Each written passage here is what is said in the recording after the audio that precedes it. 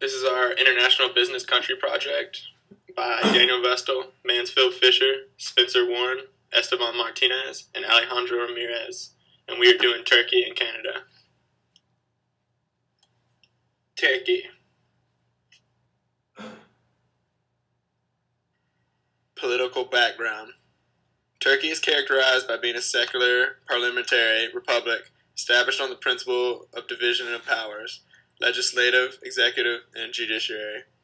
The executive power is exercised by the Council of Ministers, the legislative by the Grand National Assembly of Turkey. The judicial power is totally independent from the other two, and its actual constitution was based on the one on November 7, 1982. The president is the head of state and is elected by at least a two-thirds majority of the Turkish Grand National Assembly for a one-time 7-year term. The name of the actual president is Abdullah Gül, who was elected since August 28, 2007. The political ideology is established according to different principles like Kemalism, Laïcism, and modernization, and etc. Presidents have to apply these principles on his decisions.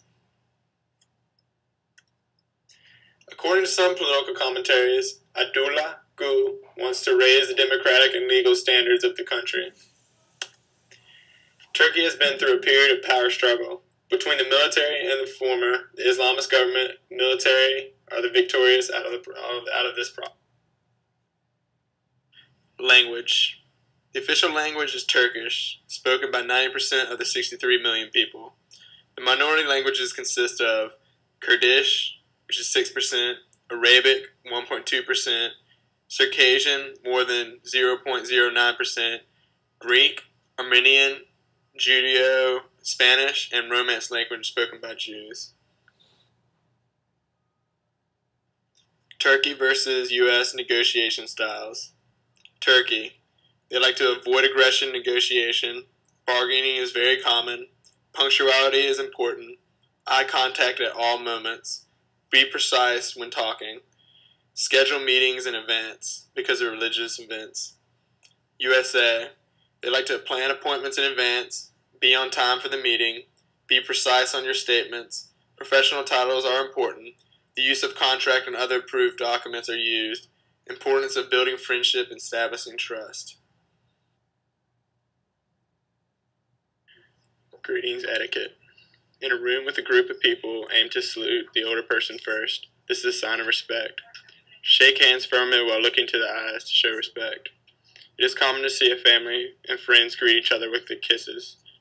Even if the meeting is only for business ends and time is short, in Turkey, breaking the ice is fundamental. In this relationship-based business country, knowing who you are negotiating with is more important than profitability. Therefore, after greeting, get to know the other party by asking questions and serious stories about your country's culture. Gift-giving etiquette. There is not a fixed gift-giving business ritual in Turkey. However, giving gifts is appreciated. Make sure that the gift matches the situation. A too expensive gift may be seen as a bribe or may be offensive. The host will always pay the bill in restaurants. Therefore, trying to pay will not work, but make sure to express your thankfulness. Dividing the bill does not exist in this country. When invited to discuss business in a house or personal party, small gifts like pastries or decorative items are expected. Be aware with the gifts you give. Turkey is mostly Muslim, and the religion bans people from using or consuming certain things. Main takeaways. First, greetings. When addressing a Turk, the most common way to greet is to call a man by his first name, followed by be. Similarly, if a woman's first name would be followed by a hanım. Do keep your feet flat on the ground when sitting. Showing the bottoms of your feet is considered insulting in Turkey. Do shake hands with everyone present, including the children, and shake hands with the elders first. Don't stand with your hands on your hips or pockets. Don't point at someone with your finger. Don't make the OK sign with your hands. It is rude. And don't put your thumb between your index and middle finger. It's vulgar.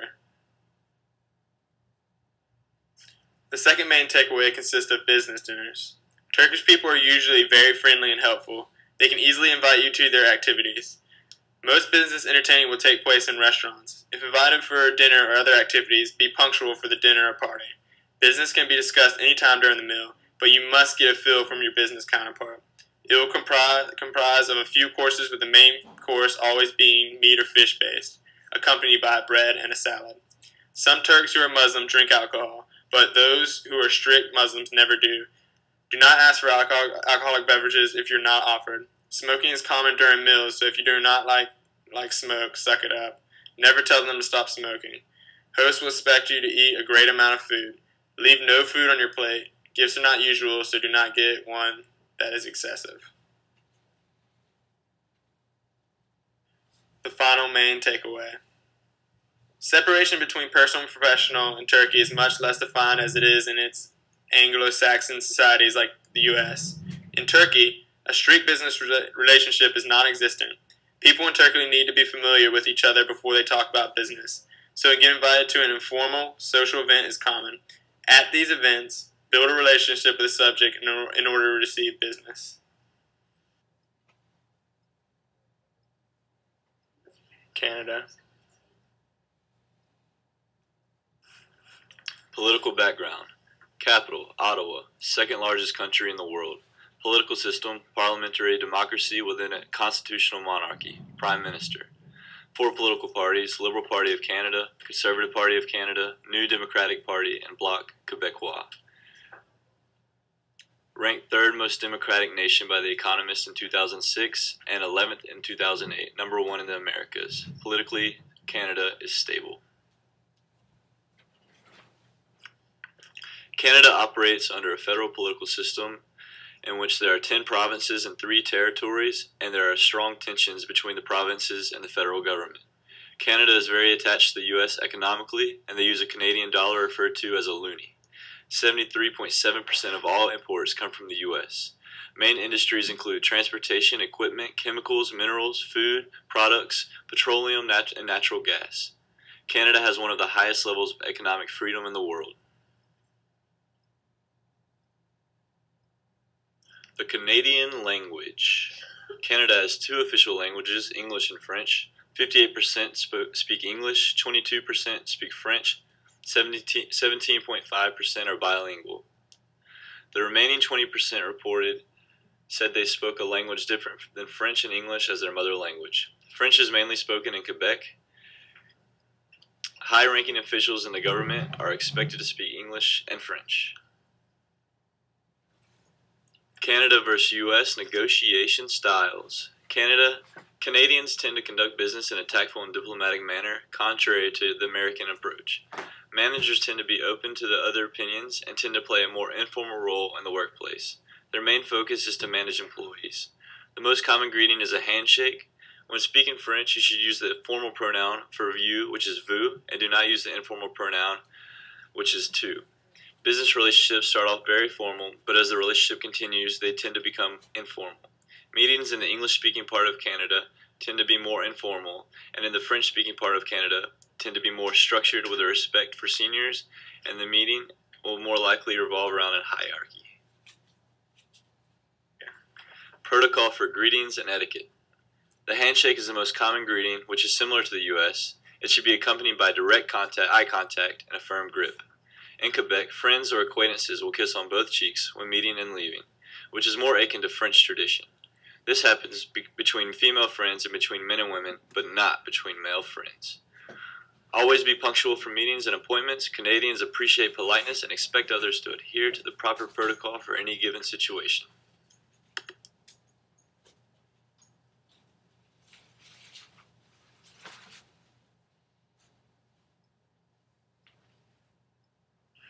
Business appropriate gestures.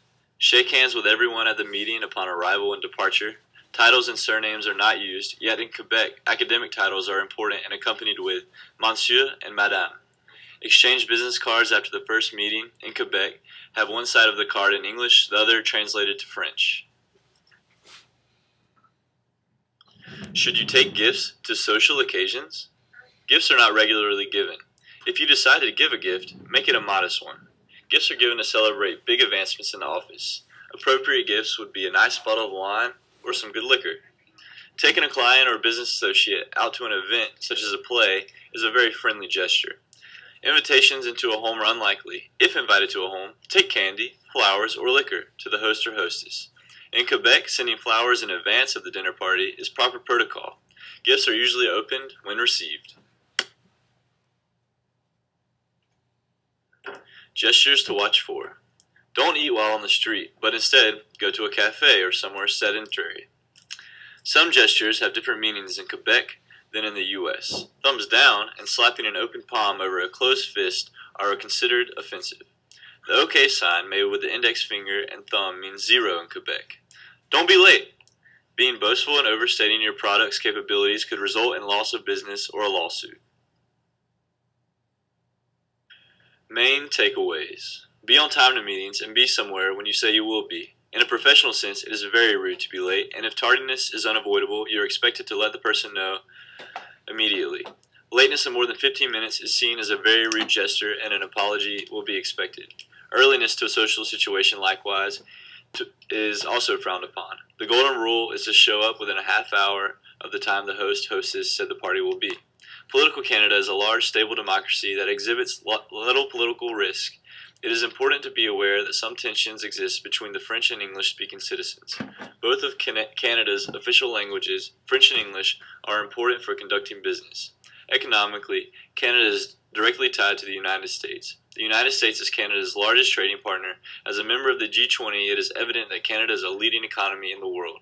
Canada is a member of many international organizations or agreements that promote international trade, such as the WTO and NAFTA.